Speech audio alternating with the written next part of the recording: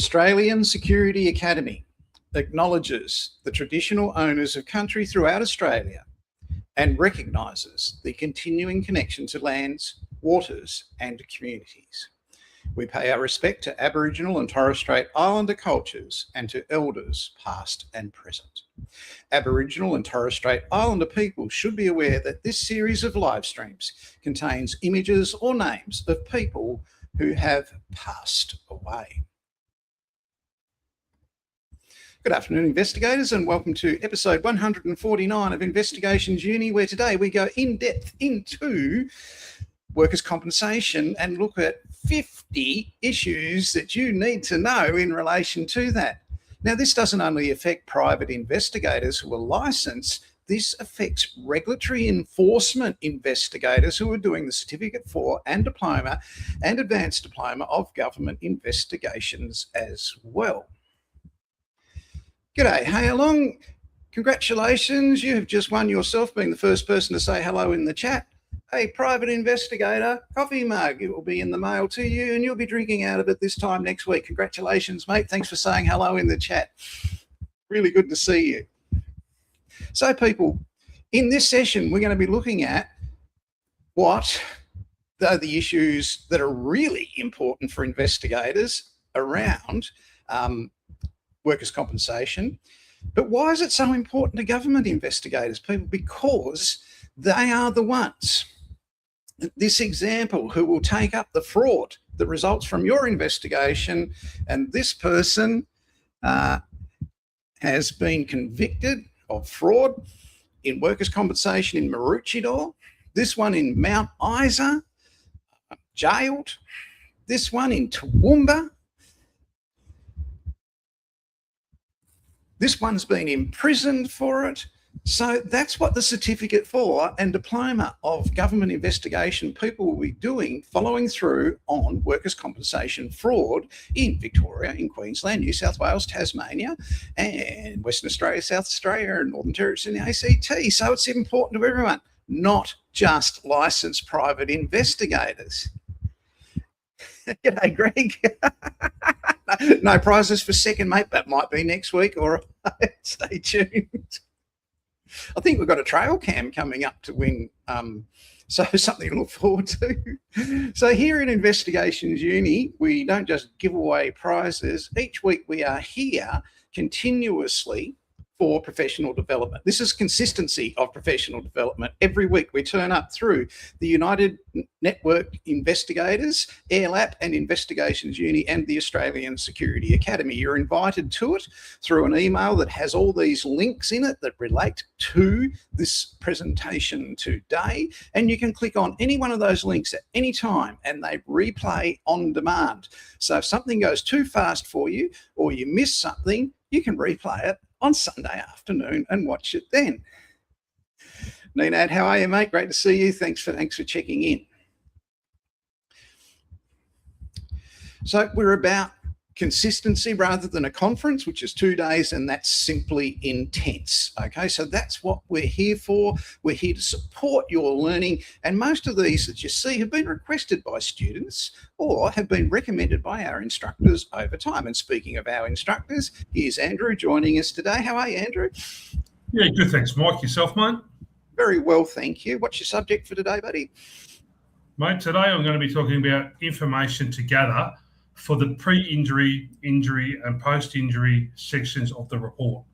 So this obviously applies to Victorian work cover or work cover matters, but it could apply to a lot of other things and other types of investigations as well.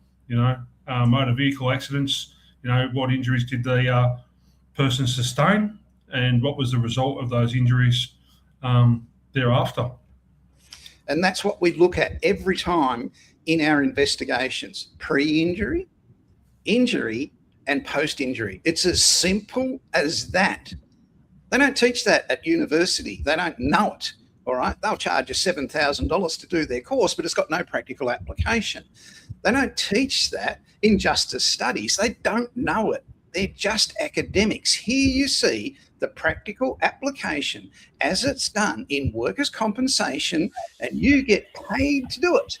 all right, because it only involves pre-injury, injury, and post-injury, and these things: training, supervision, system of work, warnings, PPE, and is the person a worker. It's as simple as that. And you can earn a very good income as an investigator just doing those investigations.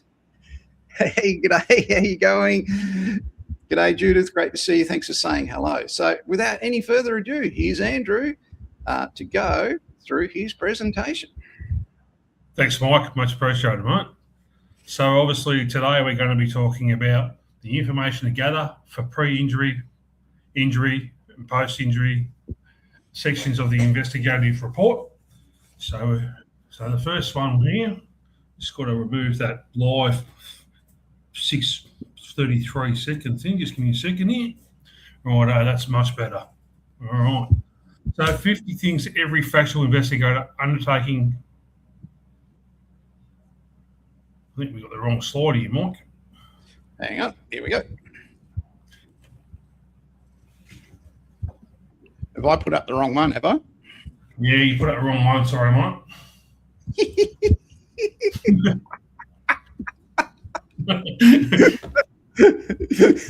Sorry, guys. Bear with us for a sec there. Can you switch to this one, Andrew? Can I switch to this one? Yep. We want to do this instead today? Yes, please. Yep. All right, so I can do that. Give me a second. So we're doing 50 things. What's the title, sorry? 50 issues to explore in investigations of workers' compensation. Yeah, no worries. Okay. So we just go to the next slide. Thanks, Mike. So you are not the decision maker. You only collect facts. Neutrality is essential, and bias ruins your report. So everything revolves around dates and getting them right. A proper chronology is mandatory with the date, event, and source. Yeah, the next slide, please. So what Andrew's saying, people, is you are independent and you are totally neutral. You are motherless, godless.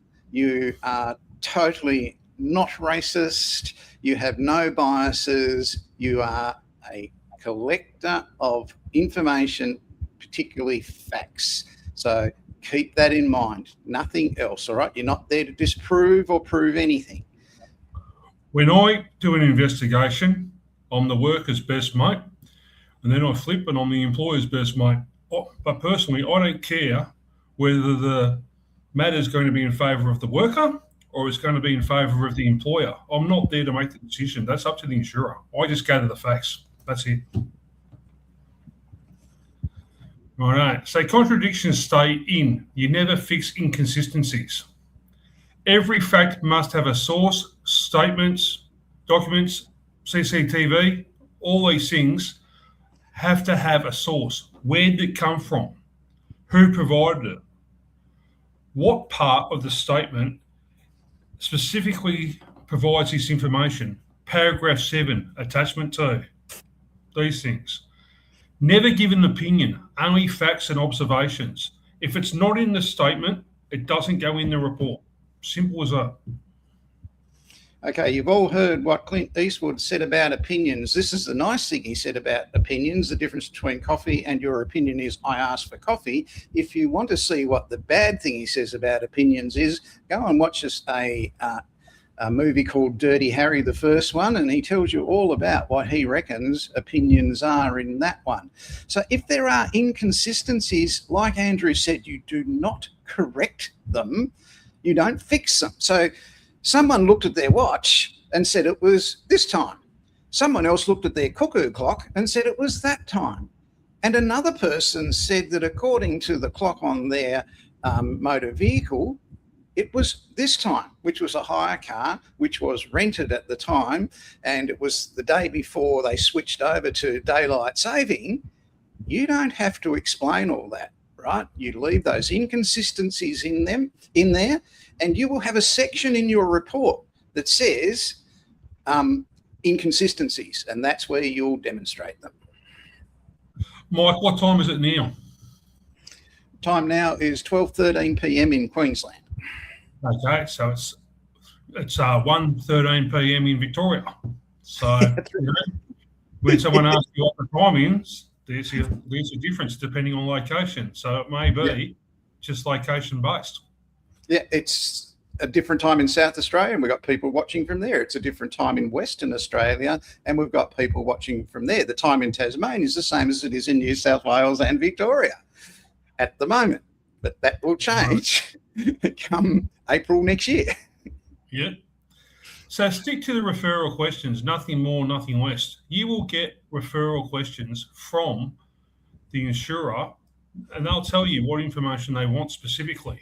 So sometimes they might put in a document that says gradual onset because the worker's alleged injury has occurred over a space of time and not just specifically from a trip or a fall on one specific day at one specific time. So the referral questions are in your instructions, and those instructions will be sent through to you through a case management system. If you're working for someone else, directly to you by email, if you run your own business, however your business is set up, however your arrangement is set up with the insurance company or the law firm or whatever, you will have a referral instructions or just instructions, whatever they're called by anyone. You follow those to the letter. If you wish to deviate from them and you want to interview an extra witness, you clear it with the person that gave you those instructions before you incur that extra time and that expense. But you stay with those referral questions. You don't go over and above that. Some insurers will actually say within their instructions now that they want you to interview all persons that have been nominated as potential witnesses or come about as potential witnesses within the course of you undertaking your investigation process. Avoid legal conclusions. You are not a lawyer. Not to mention, if you start putting in a fact or opinion or legal conclusions, you're going to find yourself dragged into court as soon as it's a common law matter. And they're going to ask you straight away, what made you form that basis? You want to avoid that as much as you possibly can. Mike, how many times have you been to court within the years? Yeah, and the first thing they ask you in the witness box is, where did you get your law degree from? And you sit there, you stand there looking like an idiot. So you just stay away from any form of conclusion or opinions. The person who instructs you is a lawyer or a claims manager or a barrister or a solicitor or whatever they are. You let them make the legal decisions. Their instructions are your guide to getting to the point of the stuff they want to know. And they don't want to know anything tricky. You'll hear Andrew say it in this presentation. They want to know the mechanism of the injury. Did the person slip and land on their bottom? Did the person slip and go face forward on their face? Did the person slip and land on their left side or their right side? Was the surface wet or was the surface, what was the surface? This is all in your instructions. It'll be in your pro forma questions. You follow those to the letter and your work will flow continuously. I have been asked for opinions in reports before because of the way the template has been written. I won't do it. I'm not going to put myself in a position where I'm going to be dragged into court for giving an opinion when I'm not a person that is making the decision, and I'm not the person that's a professional to say how the injury did or did not occur. I gather the facts, I put those facts forward, and then it's up to them. They're the ones getting paid to make the decision, not me. Your report may end up in court. Write professionally. Do you want to write this report in the best manner you can? You check your grammar, you check everything that you possibly can to make sure it's factually correct. Don't submit something that's half-assed. Make sure you present as a professional every single time. Makes sense, Mike? It makes sense. And what you're doing for your client is you're avoiding being a joker and an idiot, right? And looking like a fool, right? They want to see 4 aces. They don't want to see, spelling mistakes. They don't want to see bad grammar. They don't want to see rush stuff. So you rushed it in to get paid, right? They want to see fully committed, factual investigation, opinion-free report. So interview skills, build rapport quickly, but stay professional. So, if you're building rapport with the worker or the employer or witness, you're going to find that the interview flows a lot quicker, and they're going to give you a lot more information. They're going to ramble on. Let them ramble on if they want to a little bit. You've still got to sometimes bring them back to the context of the actual interview process, and that often happens more so probably with mental health claims than anything else. They want to blurt everything out rather than actually sticking to what you're actually asking them, and sometimes you do have to bring them back consistently. So you build a rapport that suits the situation. You're going out to the claimant's residence, and it's in the suburbs, and you're interviewing them there because they're not at work any longer because of the circumstances they're in with the statutory point of their claim. And you can talk to them about, their garden or their suburb they live in, or, the parking around the area, or it looks like a nice area. Just be pleasant. You don't get in there and start firing away with 1,000 police styling questions: who, what, where, when, why, how. Just get them to relax. The primary skill of an investigator is getting people to relax and tell you things. You heard Andrew say, I'm the best friend of the employer, I'm the best friend of the claimant, I'm the best friend of the witness. He adjusts to each one. He's not over the top. He's not arrogant about it. He's just pleasant towards the person, so the information will flow. The way I treat it is I'm there to help them write their story. I'm not there to give them a hard time. If I start giving them a hard time, they close up, they don't give me anything. Yeah. So use open questions first and closed questions later. So open questions are getting information. Tell me about prior to the injury. How were you going? How were things happening? Tell me about driving to work that day. At the time of the injury, explain to me what you were doing just before the injury. Describe to me the surface of the floor at the time. Describe to me the lighting. Tell me about access to the area. Were there any warning signs? These are open questions that get people to open up and tell you things. So who has access to that door? What is the procedure for access to the door? Who was contacted and installed that door? They may not know, but you must ask them.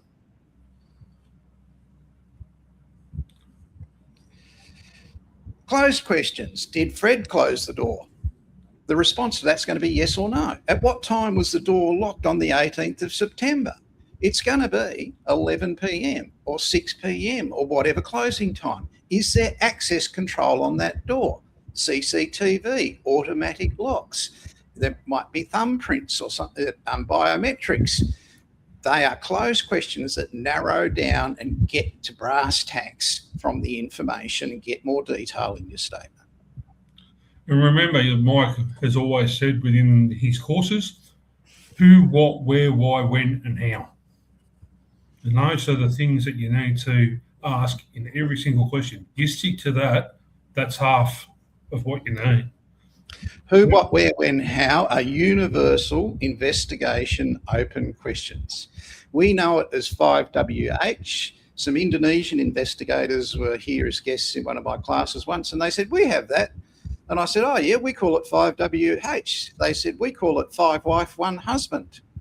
I expelled them from the class straight away, and they're not invited back ever again for that. But it's universal. Germany have it, Korea have it, Australia has it.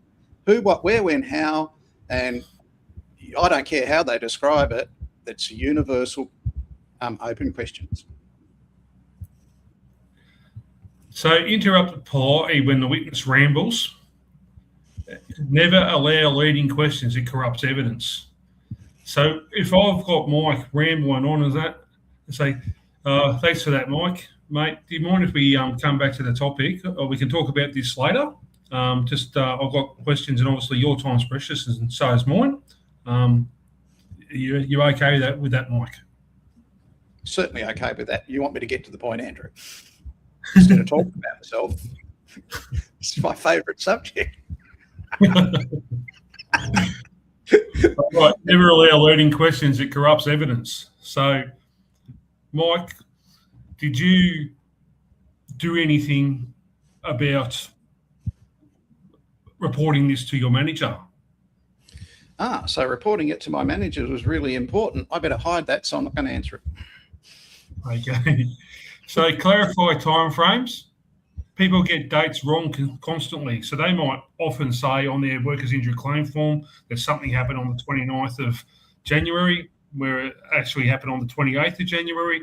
You know, on or around sometimes might be what you put in the chronology. So on or around the 29th of January, it says that it happened within that time frame. It might have been something that occurred between midday and 2 p.m. You try and narrow it down as much as you can, but it doesn't always occur. Often you will find people that have been, the victims of bullying and harassment might be very rattled. They may not be remembering things as well as they otherwise would. They might have their concentration affected, all those kind of things. So summarise back to confirm accuracy. So what I generally do now is I will send the statement and I will get them to read through it and review it and make any changes before having them sign it and send it back. That gives them the opportunity to clarify anything that is incorrect. Because it says, Andrew does remote interviews. If you're doing it face-to-face, you can get them to read it on your screen or print it out on the spot, and they can read it, and then they might say, I want to change paragraph 9. I think that's wrong. It's got to be worded like this or whatever. So however you do it, Andrew will email it and get it back the next day. If you're doing it face-to-face as required in some areas, print it out. It's just 6 sheets of paper, and they can read through that, clarify it. You're getting paid for it, all right? And if that's okay, then they can sign the original printout. That's fine. If not, make the changes and then get them to sign it. You do it how it suits with your desktop investigation, your face-to-face investigation, your online investigation, however it goes. So never let the employer sit in on worker interviews. The worker will not provide the information. Now, this is key. I had a situation when I first started as an investigator where the employer demanded that they sat in on the investigation process and the interviews. I rang the company I was working for at the time, told them the situation. They rang the insurer. The insurer said, righto, leave, go home. So I did. Claim automatically accepted. They weren't going. Yeah. Whoa, never ever succumb to this. You won't get the truth. You won't get open communication. That person with their arms folded threatening their staff member there on your left, it just won't fly. It won't happen. When you interview someone, unless they've got a support person with them, a fellow worker, a parent, relative, a lawyer or a solicitor, that's okay, but nobody else. It's a one-on-one interview. It's not 3 other witnesses there in the same interview process. It's just you and the witness. I often see that HR try to sit in and say they're the support person. It shouldn't be happening. That's an intimidating factor for a start. Yep.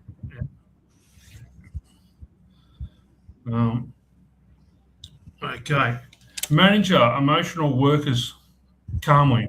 So manage emotional workers calmly. But sorry, my mistake. So, if they're yelling and they're upset or they're just venting, let them vent, It might be the first time they've had the opportunity to get something off their chest. The first time that someone's actually listened to them. If they say F this or F that, who cares? Tell me a word. Remain firm with aggressive or intimidating persons. Now, if it gets to a situation where it's too volatile, politely end the interview and leave. You can always reschedule later. In saying that, you also want to make sure that you've always got an escape route. You don't park your car in the driveway of the person because they can have someone come in and block you in. You always want to have your car out on the street. You always want to make sure that you know where you can leave the premises if you need to quickly, and you want to position yourself in the room closest to the door. So if you need to get up and leave in a hurry, you can. Put a barrier between you and them if you need to, which might just be a table. We are going to get people that are sometimes quite aggressive, depending on the nature of the things that are being claimed. You know, we know that there's sometimes physical assaults and things like that in the workplace, or alleged physical assaults and things. You know, not everybody's always stable. End every statement with, is there anything else that you would like to say? Yes, I've had interviews where I've attended with an additional person, Nanad. Not for myself personally, but a couple of female investigators have requested me to come along. I'm big and ugly, so they probably think I intimidate people. I don't know. So anyway, yes, no, I've been asked a couple of times to go along just to assist. I'm really big and quite imposing, and people always choose me to go along with them if they're going into a rough neighbourhood or a rough suburb, particularly in general insurance, where there's a highly likely it's going to be fraud. So I've gone along, and I've just been introduced as an observer in training while that person's doing the interview. No one's ever argued with it. I've done it thousands of times, literally. No one's ever questioned it, argued about it, or felt threatened by it. And I've gone into the worst socio-economic suburbs in Australia, and I've never heard a swear word. I've never heard a threat muttered. I've never heard an inappropriate comment. Equally, I've gone into some of the most upper class, double B type suburbs in Australia where Andrew would live, right? People like Andrew. And all I've heard is swear words and abuse. So it's not what you think it is all the time. And it's quite actually very safe job. But be cautious, particularly ladies. If you're going somewhere, let people know you're going. If you're going alone, it's not that dangerous. The people you're interviewing, they're going to get something out of that interview. The other people who are witnesses, mostly you're going to interview them at work. But general insurance, yes, you will be going into people's homes, and it is okay to take another person along with you if your employer authorises the expense.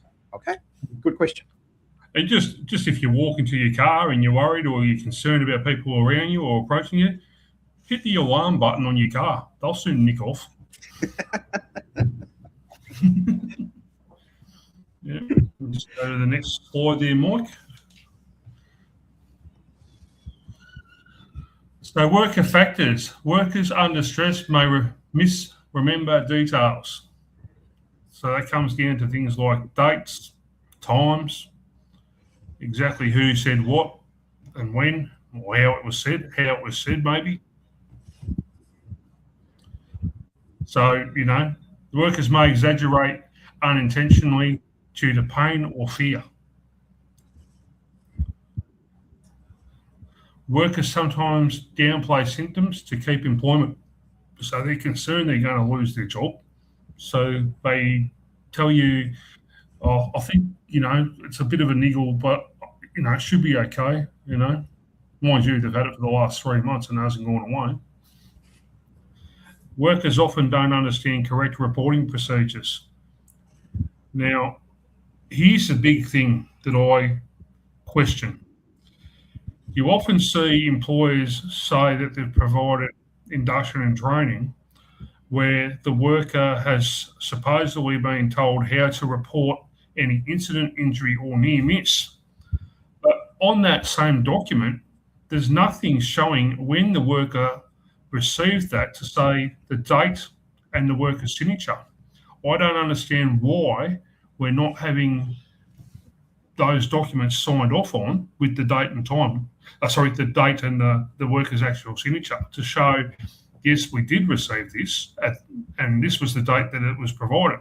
Some companies are doing it, but it's not frequent enough. Absolutely true, Andrew. 34 years I've been asking that question to the employer, to the claimant or the worker, and to the witnesses in workers' compensation in every investigation I ever did. I've asked them, what is the procedure for reporting injuries, incidents, or accidents? Some people would say, I don't know. If they say that, say, well, why don't you know? If there's no procedure for it and you're speaking to the employer, say, why not? We're only a company that just started last week and we haven't got all our policies and procedures together yet. We're here to teach AI in the fishing industry, and we jumped on the bandwagon and we'll tidy up the procedures later, despite that guy having his arm chopped off, right? So you must clarify with everybody, what is the procedure for reporting injuries, incidents, or accidents? Because some people won't report it for 2 or 3 days because they don't know. The induction and the training let them down, or they never had it. And this is an issue the insurer absolutely wants to know under number one thing, training, the induction and the ongoing training, the use of the equipment training. That's what they want to know. So you're going to have to ask, how are injuries reported? And I found that, you might have a group of, say, Vietnamese workers in a factory environment who have supposedly been given induction and training. But how do you ensure that they know and understand that? If someone's speaking predominantly Vietnamese and they're going through one other person in the workplace that tends to be the translator between the employer and the actual workers, the employer has actually got a duty to provide that to the worker in a language that they understand and can comprehend. And I've seen common law matters where they've actually turned around and said, the particulars of negligence, they'll turn around and say, failing to provide the worker with instructions and induction and training within their own language and a language they can understand.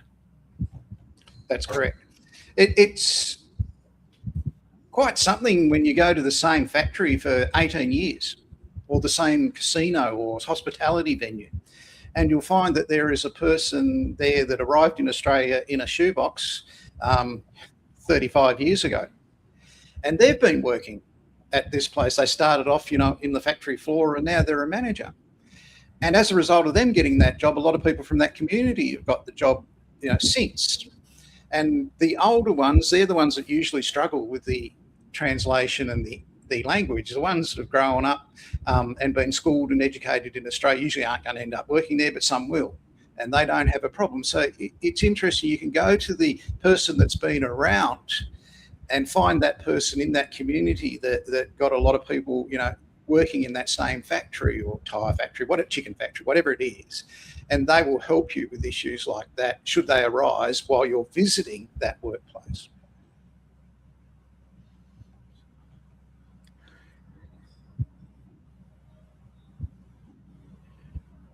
Yeah, that forms part of it, Ned. So that's, as part of the induction and training. So you would be asking them what was provided as part of the induction and training process. So we were provided with policies and procedures, including code of conduct, grievance policy and procedure, disciplinary policy and procedure, equal employment opportunity policy. We were also provided with a, footwear policy, those kind of things. That would all be included in it. As against what Andrew and I grew up with in the early 1980s, you would go to the induction, the trainer would come in to the room with 12 of you sitting there. They'd put on a VHS video on a black and white TV and walk out, come back half an hour later and say, okay, you've had your induction, off you go. That was the bad old days, they're gone. Today, inductions are recorded. Inductions are documented and inductions are signed off that they understand, and that's where the important thing is, avoids what Andrew described there with those common law issues later. One of my inductions for a front-end loaded plant operator job was, there's a keys, go and have a play, see how you go. Is the gate still there? Sorry? Is the gate still there? I don't know, mate. I think it was pretty wide paddock, that one. All right, we might go to the next slide there on that note. So workers frequently misunderstand or misinterpret emails or tone.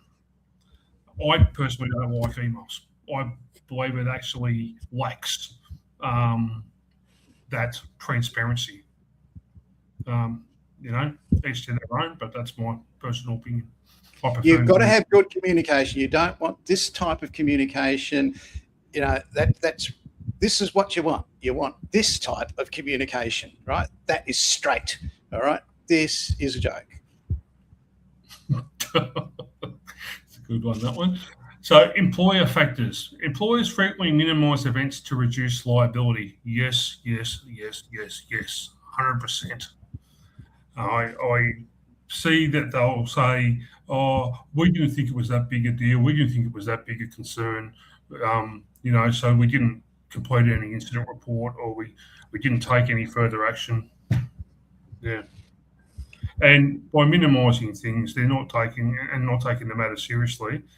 They're actually leaving themselves wide open to any further legal liability. Some supervisors try to influence your investigation. Certainly do. But, you just stick to the guns, you stick to the facts, you ask the questions, and you write their response. And then when it goes in your report, the insurer's not silly. They'll read the report, they'll read what's going on, and they'll still make a decision. And if the supervisor doesn't provide the information that they should have, could have, or were expected to, it just makes them look stupid. Simple as that. Managers often omit negative details about themselves. Yes, I agree with that. I've caught them out a couple of times. The manager might be in a position where they actually, they've been quite aggressive and stuff like that, and they admit they've got a bit of an issue and stuff, but they don't want that written in the statement. So, yeah.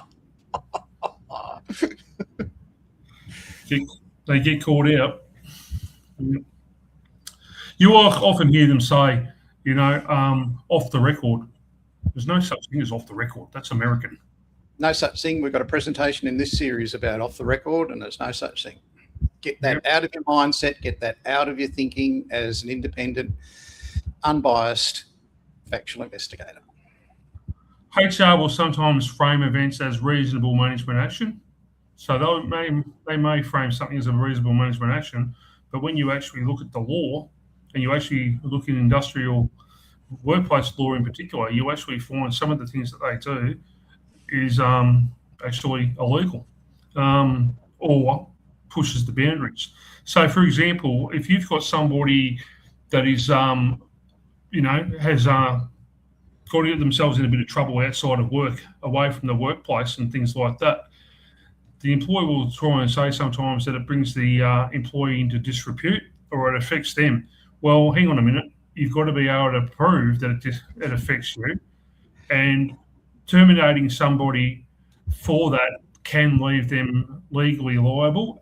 The matter goes to Fair Work Australia, and there has been a lot of cases where the actual person being dismissed has actually been overturned and have had to reinstate them. I remember one such example of a person who was a sales representative. They were required to take the customer for drinks on a Friday night and use the company credit card. They did that. Then what ended up happening is they passed out upstairs drunk. They come to work on the Monday. The employer had got wind of it in the meantime. The employer terminated the worker's employment by having a letter already prepared without asking the worker what happened and how it happened. The worker was then eventually terminated. They went to Fair Work Australia. Fair Work said it's not a matter that you terminated him. It was the fact that you didn't follow due process and give the worker an opportunity to actually tell you what happened and how it happened. The employer was fined $200,000 and had to reinstate the worker just because of the way they went about it. Okay, we've got a question about off the record. If a person states off the record as an investigator, are you allowed to put that in the statement that the person has stated that? No, you don't put it in the statement unless they say it in the statement, right? You can talk to them about it. You can advise them that they should put that in the statement, or it's their choice to put that in the statement. You make notes about it afterwards, not in front of them.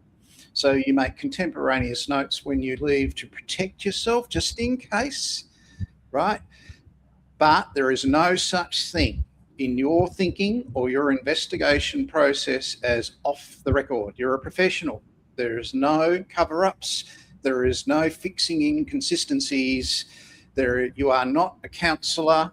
You are an information gatherer. You are not an interrogator. You are not a police officer. You're not an advocate. Okay, so you can talk to them, advise them that it's their choice to put that in the statement or not. If they say no, leave it out. Good question. I'll actually tell them, Nanad, that, just so you're aware, there's no such thing as off the record. That's an American thing. I'll actually tell them that in those words. Yeah. The employer may refuse documents unless you ask firmly and clearly. Well, yeah, I've had plenty of those cases where they haven't come back to me at all. So I just put my attempts in the report, what attempts I've made, when they were made, what I did, how I did it. And then when the claim goes against them and is automatically accepted because of lack of information, Mr. Employer can only blame themselves. CCTV is gold, always requested early. Yep, 100%. So here's Mike trying to break into a room on a Friday night. There's nothing else to do.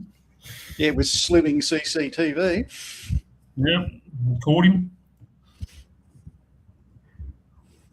So rosters are essential in inconsistent reporting cases. So often you will find that somebody will say that they were injured on such and such a date.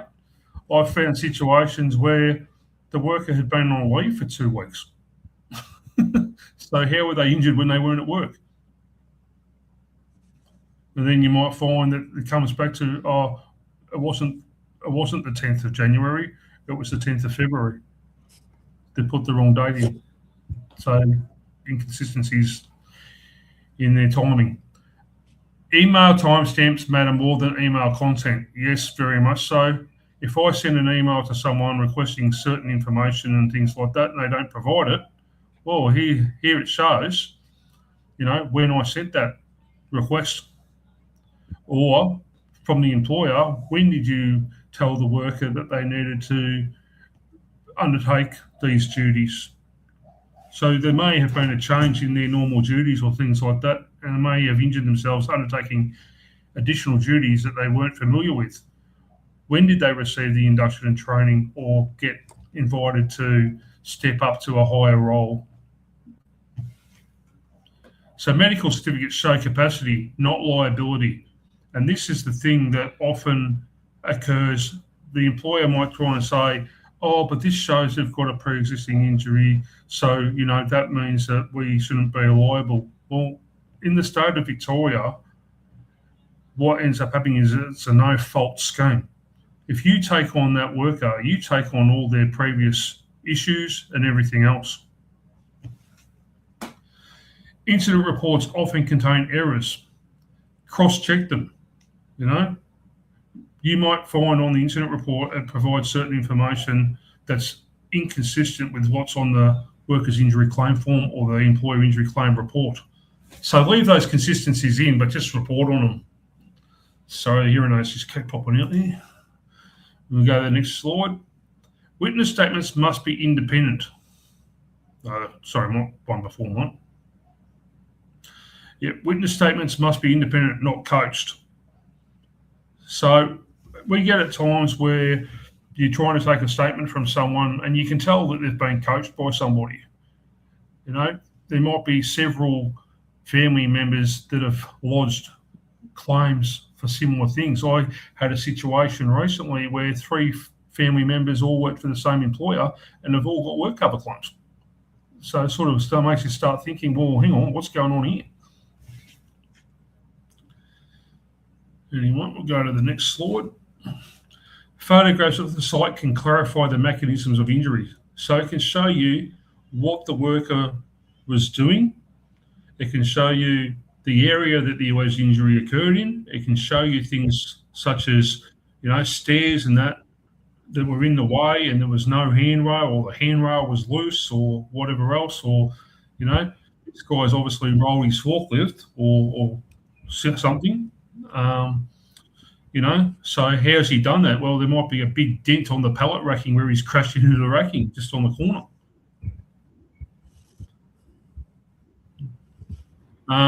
Training records and induction logs are critical in task disputes. Yes, because the worker might say they were undertaking certain duties, but the formal position description may not list those duties. So these duties might be additional to what they have been actually employed to undertake.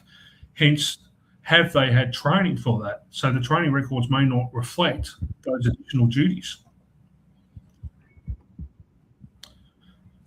Document all contact attempts. This protects you. Yes, that's what I was saying before. If the employer doesn't provide you with the information that you've requested, and you've made numerous requests, you make sure that you write down when you did it in your run sheet, and then you can put that information into your report. And when they don't provide it and they start jumping up and down, you can turn around and say, well, I sent you an email at this time on this date, and you were asked for this information. That was followed up with a further email on this date and this time. You still didn't provide the information. You were told of the timeframes required for the report. What else can I do? Always document who provided what documents and when. So, generally speaking, somewhere in the report, it will turn around and say, Miss Jones provided documentation as the employer contact in relation to this matter. Might go to the next slide, Mike. Chronology and reporting. Start the chronology earlier than the incident. So I think we said this last week. You don't want to be starting right when the incident occurred. You want a timeline of events leading into it to show when the worker was employed, the nature of how they were employed. So you want to know that they attended a interview process, application for employment, whether the employer did any background checks, anything like that, resume to say what they've done in the past, whether they've had this type of incident or injury in the past. If so, when, and had they made a full recovery or not.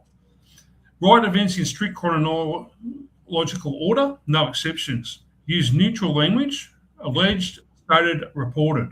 Never include emotion. Worker was upset. State behaviours instead. The worker was crying throughout the interview process. They had to stop at times to let the worker regather themselves before continuing. The worker was asked if they wanted to continue and said yes. The next slide there, Mike. Report only what you directly observe or what witnesses state. Keep paragraphs short and factual. Summary should not introduce new information. You want all the information that you've been provided within the body of the report. The summary should just be a quick reflection of what has been said in the body. Reports must flow logically. You want it to flow in a chronological order. You don't want to be chopping and changing all over the place, because then the person reading the report can't keep up with where they're at. Always check your spelling, grammar, and punctuation. I personally use a tool called Grammarly, which makes it a lot easier for me because my grammar is absolutely terrible. I'm a lot better at maths. You should always ensure that you answer the referral questions in the report and instructions directly. If you do that, 90% of your report's already written for you. You put that stuff into your statement, and then it's bang, bang, bang, done. It's just a matter of going through the process. Some people will leave things out because they were too afraid to ask it. Now, I don't know anyone that dropped dead in investigations after asking a question or was seriously hurt as a result of it. If it's in your instructions and that's what you've been paid to find out, and you've interviewed 4 witnesses, the employer and the induction firm that did the induction, ask the question that's in your referral instructions. You may not like it. Don't be afraid of it. Ask it. I'll tell you what, 99% of what you're afraid of will never, ever happen. And when you ask those difficult questions and somebody gets upset with you or something, and it probably means that you're hitting on some kind of nerve where further questions need to be asked because you're going down the right track of the information that the insurer particularly wants. And that's when your questions get more intense. So at that point, you are going to be going who, what, where, when, how. You are also going to explain to me why you suddenly became emotional when I asked you that question. Tell me about that situation at that time. So you can use open questions or you can use closed questions. It doesn't matter, but you can question deeper and put a dipstick into it really deep so you can get to the truth of the matter at that point. Don't be afraid to push. You're an investigator. You're in the answers business. That's what you're paid to do. Why did you feel you needed to become involved in the matter? What did you do? What did the worker say in relation to that? You know, those kind of things. Sorry, man. What is it you fear may happen as a result of that? Yeah. Okay, so get to the bottom of why they aren't answering. Okay, so it's really important you do that because you're going to be asked to explain it. Okay, get it in the statement. If they won't put it in the statement, make notes about it later and protect yourself. If they're not going to be compliant with your requests for information, you just put it in the report. The questions were asked. However, the employer or the witness was avoidant, vague, dismissive, whatever, guarded, all those things. You just put it in your report. Yeah. Okay, people. Thank you, Andrew. You have been watching Andrew's 50 points in workers' compensation investigations that all come back to these things: training, supervision, system of work, warnings, PPE, personal protective equipment, and is the person a worker?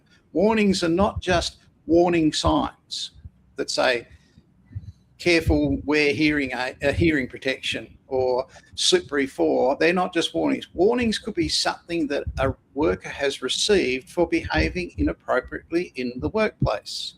So they may have received 2 warnings. If they get one more, then they may lose their job as a result of their non-compliant behaviour. So all of these things that Andrew has outlined today are affecting just about every workers' compensation investigation you will ever do. It's the things that you must cover in the course of the investigation, and if you don't have to, it'll be in your instructions. Your instructions are your guide. They're put together by a professional. That report you have to write with those headings that are in a logical, chronological order is already pre-written. You fill in the blanks. And you fill in the information, the factual information which you have received from the CCTV, from the witness statement, from the employer's statement, whatever, into those reports. It'll be chronological and logical. Andrew, mate, thanks for coming in. No worries, Mike. Thanks for having me. Always a pleasure, buddy. We'll see you next week in episode 150 of Investigations Uni. I really appreciate your time. I've got to run to Spy Curious, mate. Okay. All right. Good on you. Thank you. Thanks for watching. You've been watching episode 149 of Investigations Uni.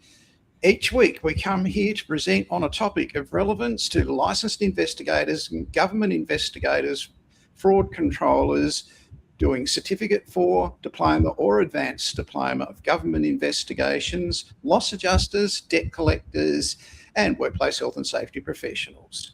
You've been watching Investigations Uni, brought to you by the United Network of Investigators. See you again next week, episode 150, people.